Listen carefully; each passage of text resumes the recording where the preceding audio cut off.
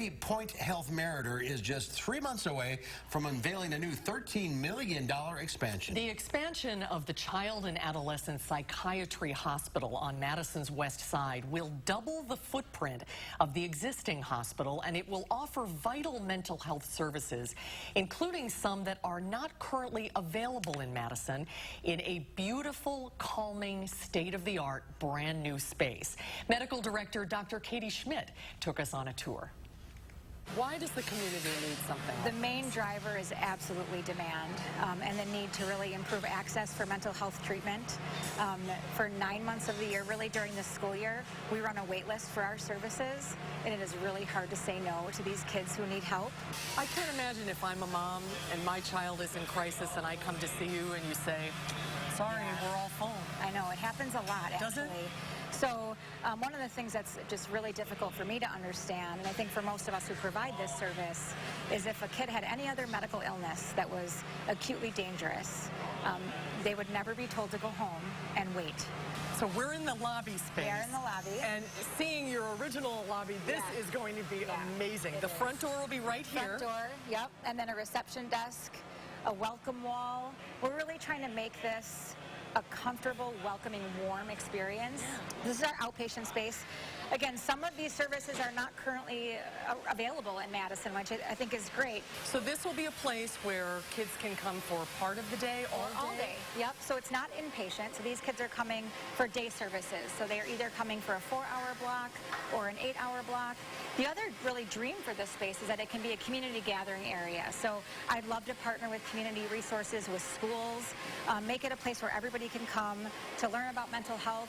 And what are the kinds of issues that you see? Yeah, it's a great question. And I think too, it really drove our expansion model. So a lot of the little kids struggle more with reactivity and aggression.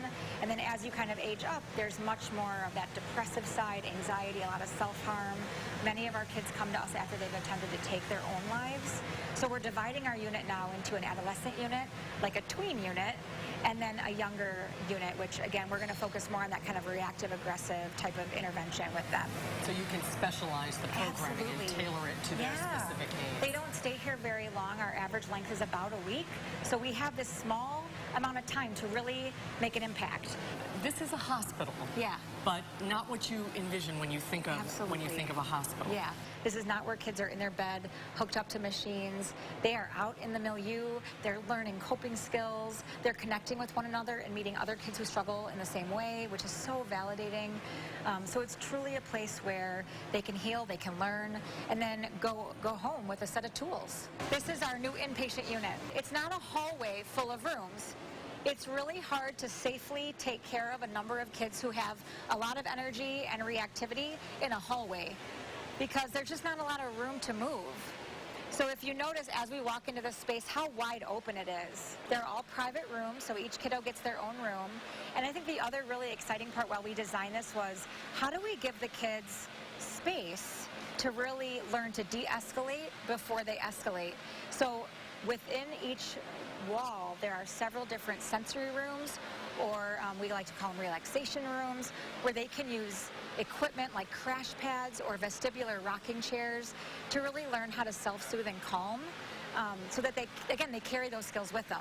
This is something you've dreamed about for 6 years plus. Yeah.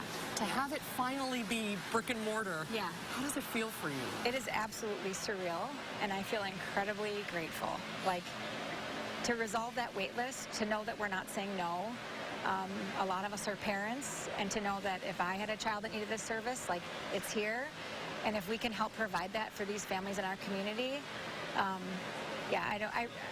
it's hard to put words to it. I just feel grateful. So you can see in that drone picture, it's an existing, it's attached to the existing hospital. It's already down here on Raymond Road. The hospital takes care of more than 850 patients a year, and the expansion also includes a lot of things we didn't get a chance to show you: a computer room, a classroom, a yoga studio, and what Dr. Schmidt is most excited about, a full-service kitchen. Right now, they don't even have a kitchen there.